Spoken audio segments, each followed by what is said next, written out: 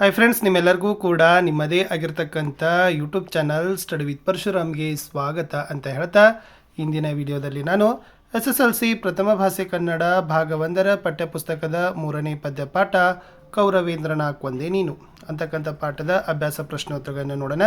ತುಂಬ ಸರಳ, ಸುಲಭ ಮತ್ತು ಉತ್ಕೃಷ್ಟ ಮಟ್ಟದ ಉತ್ತರಗಳಿದ್ದಾವೆ. ಆಲ್ರೆಡಿ ಹಿಂದಿನ ಪಾಠ ಎಲ್ಲ ವಿಡಿಯೋಗಳನ್ನು ನೋಡದೇ ಇದ್ದರೆ ವಿಡಿಯೋದ ಡಿಸ್ಕ್ರಿಪ್ಷನ್ ಬಾಕ್ಸ್ನಲ್ಲಿ ನಾವು ಕನ್ನಡ, ಇಂಗ್ಲೀಷ್, ಹಿಂದಿ, ಸಮಾಜ ವಿಜ್ಞಾನದಲ್ಲಿ ಪ್ರತಿ ಪಾಠದ ಪ್ರಶ್ನೋತ್ತರಗಳು ಬರ್ತಾ ಇದ್ದಾವೆ. ಸೊ ದಯಮಾಡಿ ಅವುಗಳನ್ನು ನೋಡಿ ಅಂತ ಹೇಳ್ತಾ ಲೈಕ್, ಶೇರ್ ಮತ್ತು ಸಬ್ಸ್ಕ್ರೈಬ್ ಮಾಡೋದನ್ನು ಮಾತ್ರ ಮರೆಯದಿರಿ. ಹಾಗಾದರೆ ಬನ್ನಿ ಈ ಒಂದು ವಿಡಿಯೋವನ್ನು ಶುರು ಮಾಡೋಣ. ಅಭ್ಯಾಸ ಪ್ರಶ್ನೋತ್ತರಗಳು. ಮುಖ್ಯ ಪ್ರಶ್ನೆ ಅ, ಕೊಟ್ಟಿರೋ ಪ್ರಶ್ನೆಗಳಿಗೆ ಒಂದೊಂದು ವಾಕ್ಯದಲ್ಲಿ ಉತ್ತರಿಸಿ. ಮೊದಲ ಪ್ರಶ್ನೆ, ಶ್ರೀಕೃಷ್ಣನು ಕರ್ಣನನ್ನ ರಥದಲ್ಲಿ ಹೇಗೆ ಕೂರಿಸಿಕೊಂಡನು? ಉತ್ತರ, ಕೃಷ್ಣನು ಕರ್ಣನ ಜೊತೆಗೆ ಮೈದುತನದಿಂದ ಸಲುಗೆಯಿಂದ ಕೈ ಹಿಡಿದುಳೆದುಕೊಂಡು ರಥದಲ್ಲಿ ಕೂಡಿಸಿಕೊಂಡನು. ಪ್ರಶ್ನೆ 2, ಕುಮಾರವ್ಯಾಸನ ಆರಾಧ್ಯ ದೈವ ಯಾರು? ಉತ್ತರ, ಕುಮಾರವ್ಯಾಸನ ಆರಾಧ್ಯ ದೈವ ಗದುಗಿನ ವೀರನಾರಾಯಣ. ಪ್ರಶ್ನೆ 3, ಅಶ್ವಿನಿ ದೇವತೆಗಳ ವರಬಲದಿಂದ ಜನಿಸಿದವರು ಯಾರು? ಉತ್ತರ, ಅಶ್ವಿನಿ ದೇವತೆಗಳ ವರಬಲದಿಂದ ಜನಿಸಿದವರು ನಕುಲ ಮತ್ತು ಸಹದೇವರು. ಪ್ರಶ್ನೆ 4, ಕುಮಾರವ್ಯಾಸರಿಗಿರುವ ಬಿರುದು ಯಾವುದು ಅಂತ ಕೇಳಿದ್ದಾರೆ. ಸೊ ಕುಮಾರವ್ಯಾಸರಿಗಿರುವ ಬಿರುದು ರೂಪಕ ಸಾಮ್ರಾಜ್ಯದ ಚಕ್ರವರ್ತಿ. ಪ್ರಶ್ನೆ 5, ನಾರನಪ್ಪನಿಗೆ ಕುಮಾರವ್ಯಾಸನೆಂಬ ಹೆಸರು ಏಕೆ ಬಂತು? ಉತ್ತರ, ವ್ಯಾಸರಚಿತ ಸಂಸ್ಕೃತದ ಮಹಾಭಾರತದ ಕಥೆಯನ್ನು ಕನ್ನಡದಲ್ಲಿ ರಚಿಸಿದ್ದರಿಂದ ನಾರನಪ್ಪನಿಗೆ ಕುಮಾರವ್ಯಾಸ ಎಂಬ ಹೆಸರು ಬಂತು. ಮುಖ್ಯ ಪ್ರಶ್ನೆ ಆ ಇದೆ. ಕೊಟ್ಟಿರೋ ಪ್ರಶ್ನೆಗಳನ್ನು 2-3 ವಾಕ್ಯದಲ್ಲಿ ಉತ್ತರಗಳನ್ನು ಬರೀಬೇಕು. ಮೊದಲ ಪ್ರಶ್ನೆ, ಕೃಷ್ಣನು ಕರ್ಣನ ಮನದಲ್ಲಿ ಯಾವ ರೀತಿಯಲ್ಲಿ ಭಯವನ್ನು ಬಿತ್ತಿದನು ಅಂತ ಕೇಳಿದರು. ಉತ್ತರ, ಕೃಷ್ಣನು ಕರ್ಣನಿಮ್ಮೊಳಗೆ ಯಾದವರೊಳಗೆ ಕೌರವೊಳಗೆ ಯಾವುದೇ ವ್ಯತ್ಯಾಸ ಇಲ್ಲ. ವಂಶವನ್ನು ಪ್ರತಿಪಾದಿಸಿ ಹೇಳುವುದಾದರೆ ಮೊದಲೆರಡಿಲ್ಲ. ನಿನ್ನಾನೆಗೂ ನೀನು ಈ ಭೂಮಿಯ ಒಡೆಯ, ನಿನ್ನ ಮನಸ್ಸಿನಲ್ಲಿ ಇದರ ಅರಿವು ಯಾವುದೂ ಇಲ್ಲ ಎನ್ನುತ್ತಾ ಭಯವನ್ನು ಬಿತ್ತಿದನು ಅಂತ ಬರಿಬೇಕು. ಪ್ರಶ್ನೆ 2, ಕುಂತಿ ಮಾದ್ರಿಯರು ಯಾರ್ಯಾರ ಅನುಗ್ರಹದಿಂದ ಮಕ್ಕಳನ್ನು ಪಡೆದರು? ಉತ್ತರ, ಕುಂತಿ ಸೂರ್ಯದೇವನ ಅನುಗ್ರಹದಿಂದ ಕರ್ಣನನ್ನು, ಯಮಧರ್ಮನ ಅನುಗ್ರಹದಿಂದ ಧರ್ಮರಾಯನನ್ನು, ವಾಯುದೇವನ ಅನುಗ್ರಹದಿಂದ ಭೀಮನನ್ನು, ಇಂದ್ರದೇವನ ಅನುಗ್ರಹದಿಂದ ಅರ್ಜುನನನ್ನು ಪಡೆದಳು. ಮಾದ್ರಿ ಅಶ್ವಿನಿ ದೇವತೆಗಳ ಅನುಗ್ರಹದಿಂದ ನಕುಲ ಮತ್ತು ಸಹದೇವರನ್ನು ಪಡೆದಳು. ಪ್ರಶ್ನೆ 3, ಕರ್ಣನು ಆಮಿಷಗಳನ್ನು ಒಡ್ಡಿದಾಗ ಕರ್ಣನ ಮನದಲ್ಲಿ ಕೃಷ್ಣನು ಆಮಿಷಗಳನ್ನು ಒಡ್ಡಿದಾಗ ಕರ್ಣನ ಮನದಲ್ಲಿ ಮೂಡಿದ ಭಾವನೆಗಳೇನು ಅಂತ ಕೇಳಿದ್ದಾರೆ. ಉತ್ತರ, ಕೃಷ್ಣನು ಆಮಿಷಗಳನ್ನು ಒಡ್ಡಿದಾಗ ಕರ್ಣನ ಮನದಲ್ಲಿ ಅಯ್ಯೋ ಕುರುಪತಿಗೆ ಕೇಡಾಯಿತಲ್ಲ, ಕೃಷ್ಣನ ವೈರತ್ವದ ಬೆಂಕಿ ಹೊರಗೆ ತೋರದೆ ಸುಡದೆ ಸುಮ್ಮನೆ ಬಿಡುವುದೇ, ತನ್ನ ವಂಶವನ್ನು ತಿಳಿಸಿ ನನ್ನನ್ನು ಕೊಂದು ಹಾಕಿದನು, ಮುಂದೇನು ಮಾತನಾಡೋದು ಎಂಬ ಭಾವನೆಗಳು ಮೂಡಿದವು. ಪ್ರಶ್ನೆ 4, ಕೃಷ್ಣನು ಕೌರವೇಂದ್ರನನ್ನು ಕೊಂದನು ಎಂದು ಕರ್ಣ ಹೇಳಲು ಕಾರಣವೇನು? ಉತ್ತರ, ಕೃಷ್ಣನಿಗೆ ಕರ್ಣನು ಈ ರಾಜ್ಯದ ಭೂಮಿಯ ಸಿರಿಗೆ ಸೋಲುವವನಲ್ಲ, ಕುಂತಿಯ ಪುತ್ರರು ದುರ್ಯೋಧನರಿಂದ ನನಗೆ ಸೇವೆ ಮಾಡಿಸಿಕೊಳ್ಳುವುದರಲ್ಲಿ ಮನಸ್ಸಿಲ್ಲ, ಸಾಕಿದ ಒಡೆಯನಿಗೆ ಶತ್ರುಗಳ ಶಿರವನ್ನು ಕತ್ತರಿಸಿ ಒಪ್ಪಿಸುವನು ಎಂಬ ಭರದಲ್ಲಿ ಇದ್ದೇನು. ಆದರೆ ನೀನು ನನ್ನ ವಂಶವನ್ನು ತಿಳಿಸಿ ಕೌರವೇಂದ್ರನ ಶತ್ರುಗಳ ಶಿರವನ್ನು ಕತ್ತರಿಸದಂತೆ ಮಾಡಿ ಕೌರವೇಂದ್ರನನ್ನು ಕೊಂದೆ ಎಂದು ಹೇಳಿದನು. ಪ್ರಶ್ನೆ 5, ಯುದ್ಧನ ವಿಚಾರದಲ್ಲಿ ಕರ್ಣನ ತೀರ್ಮಾನ ಏನು? ಉತ್ತರ, ನಾಳಿನ ಸಮರದಲ್ಲಿ ಪಾಂಡುವಿನ ಪುತ್ರರಲ್ಲಿ ತನ್ನ ಭುಜಬಲದ ಪರಾಕ್ರಮವನ್ನು, ಅದರ ಶ್ರೇಷ್ಠತೆಯನ್ನು ತೋರಿಸುವುದು, ಚತುರಂಗ ಬಲದಿಂದ ಕೂಡಿದ ಮಹಾಭಾರತ ಯುದ್ಧದಲ್ಲಿ ಮೃತ್ಯುದೇವತೆಗೆ ಭೋಜನಕೂಟವಾಗುವಂತೆ ಮಾಡುವುದು, ಯುದ್ಧರಂಗದಲ್ಲಿ ಅಸಂಖ್ಯ ವೀರಯೋಧರನ್ನು ಕೊಂದು ಕೌರವನ ಋಣ ತೀರುವಂತೆ ಮಾಡುವುದು, ಒಡೆಯನ ಅಗತ್ಯದ ಸಮಯಕ್ಕೆ ಆಗುವಂತೆ ತನ್ನ ಶರೀರವನ್ನು ತ್ಯಜಿಸೋದು, ವೀರರೇವರನ್ನು ನೋಯಿಸದಿರುವ ವಿಚಾರ ಕರ್ಣನ ತೀರ್ಮಾನ ಆಗಿತ್ತು. ಇನ್ನು ಮುಖ್ಯ ಪ್ರಶ್ನೆ ಇದೆ. ಕೊಟ್ಟಿರೋ ಪ್ರಶ್ನೆಯನ್ನು 8-10 ವಾಕ್ಯದಲ್ಲಿ ಉತ್ತರಗಳನ್ನು ಬರಿಬೇಕು. ಮೊದಲ ಪ್ರಶ್ನೆ, ಕರ್ಣನಿಗೆ ಶ್ರೀಕೃಷ್ಣನು ಒಡ್ಡಿದ ಆಮಿಷಗಳೇನು?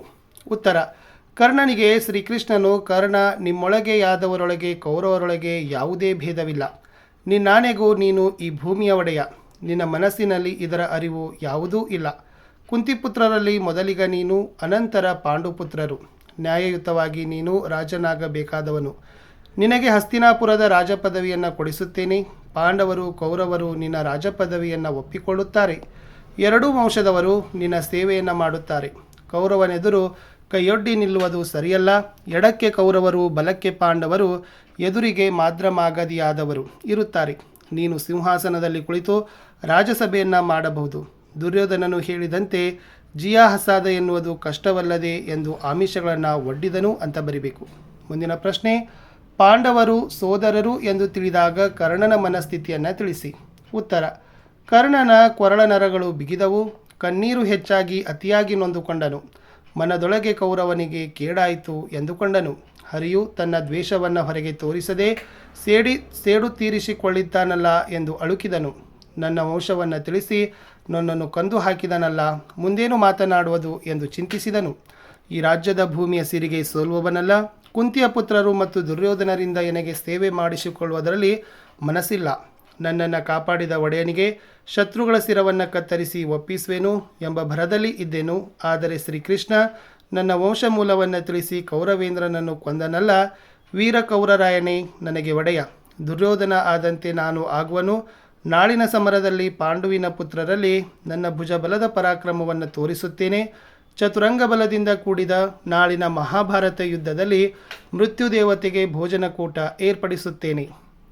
ಯುದ್ಧರಂಗದಲ್ಲಿ ಅಸಂಖ್ಯ ವೀರಯೋಧರನ್ನು ಕೊಂದು ಕೌರವನ ಋಣ ತೀರುವಂತೆ ಮಾಡುತ್ತೇನೆ. ಸೂರ್ಯನ ಮೇಲಾನೆ ಆ ವೀರರಿವರನ್ನು ನೋಯಿಸುವುದಿಲ್ಲ ಎಂಬ ಮನಸ್ಥಿತಿ ಉಂಟಾಯಿತು. ಮುಖ್ಯ ಪ್ರಶ್ನೆ 3 ಇತ್ತು. ಕರ್ಣನ ನಿರ್ಧಾರ ಸರಿ ಎನ್ನುವಿರಾ, ಏಕೆ ಅಂತ ಕೇಳಿದರು. ಉತ್ತರ, ಕರ್ಣನ ನಿರ್ಧಾರ ಸರಿ ಇದೆ. ಏಕೆಂದರೆ ಕೃಷ್ಣನು ಕರ್ಣನ ಜನ್ಮ ರಹಸ್ಯವನ್ನು ತಿಳಿಸಿ ರಾಜಪದವಿಯ ಆಮಿಷವನ್ನು ಒಡ್ಡಿದರೂ ಸ್ವಾಮಿ ನಿಷ್ಠೆಗೆ, ಪೌರಕ್ಕೆ, ದಾನಕ್ಕೆ, ಉದಾತ್ತತೆಗೆ, ಕರುಣೆಗೆ ಹೆಸರಾಗಿದ್ದ ಕರ್ಣ ಕೃಷ್ಣನ ಪ್ರಲೋಭನೆಗೆ ಒಳಗಾಗಲಿಲ್ಲ. ಅಸಹಾಯಕನಾದ ಸ್ಥಿತಿಯಲ್ಲಿ ನೋವು ಸಂಕಟಗಳನ್ನು ತನ್ನಲ್ಲಿ ನುಂಗಿಕೊಂಡಿದ್ದಾನೆ. ಕೃಷ್ಣನ ಪ್ರಲೋಭನೆ ವ್ಯರ್ಥಗೊಳ್ಳುವಂತೆ ಮಾಡಿ ಸ್ವಾಮಿ ನಿಷ್ಠೆಯನ್ನು ಮೆರೆದನು. ಕರ್ಣನು ರಾಜ್ಯದ ಸಿರಿಗೆ ಸೋಲಲಿಲ್ಲ, ಸಾಕಿದ ಒಡೆಯನಿಗೆ ದ್ರೋಹ ಮಾಡಲಿಲ್ಲ. ಒಂದು ಕಡೆ ಸ್ವಾಮಿ ನಿಷ್ಠೆಯನ್ನು ಬಿಡಲಿಲ್ಲ, ಇನ್ನೊಂದು ಕಡೆ ಸಹೋದರರ ಮೇಲಿನ ವಾತ್ಸಲ್ಯವನ್ನು ಮರೆಯಲಿಲ್ಲ. ವೀರ ಕೌರವರಾಯನೇ ನನಗೆ ಒಡೆಯ, ಆತನ ವೈರಿಗಳು ನನಗೂ ವೈರಿಗಳೇ.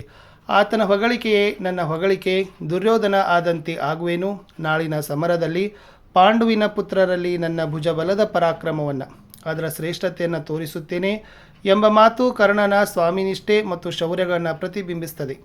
ಚತುರಂಗ ಬಲದಿಂದ ಕೂಡಿದ ನಾಳಿನ ಮಹಾಭಾರತ ಯುದ್ಧದಲ್ಲಿ ಮೃತ್ಯುದೇವತೆಗೆ ಭೋಜನಕೂಟವಾಗುವಂತೆ ಮಾಡುತ್ತೇನೆ. ಯುದ್ಧರಂಗದಲ್ಲಿ ಅಸಂಖ್ಯ ವೀರಯೋಧರನ್ನು ಕೊಂದು ಕೌರವನ ಋಣ ತೀರುವಂತೆ ಮಾಡುತ್ತೇನೆ. ಒಡೆಯನ ಅಗತ್ಯದ ಸಮಯಕ್ಕೆ ಆಗುವಂತೆ ನನ್ನ ಶರೀರವನ್ನು ತ್ಯಜಿಸುತ್ತೇನೆ. ಸೂರ್ಯನ ಮೇಲಾನೆ ನಿನ್ನ ಈ ವೀರರನ್ನು ನೋಯಿಸುವುದಿಲ್ಲ ಎಂಬ ಮಾತುಗಳು ಕರ್ಣನ ತ್ಯಾಗ ಮತ್ತು ಕರುಣಾಗುಣಗಳಿಗೆ ಹಿಡಿದ ಕನ್ನಡಿಯಾಗಿದೆ. ಆದ್ದರಿಂದ ಯುದ್ಧದ ವಿಚಾರದಲ್ಲಿ ಕರ್ಣ ತೆಗೆದುಕೊಂಡ ನಿರ್ಧಾರ ಸರಿಯಾಗಿದೆ ಅಂತ ಹೇಳಬಹುದು.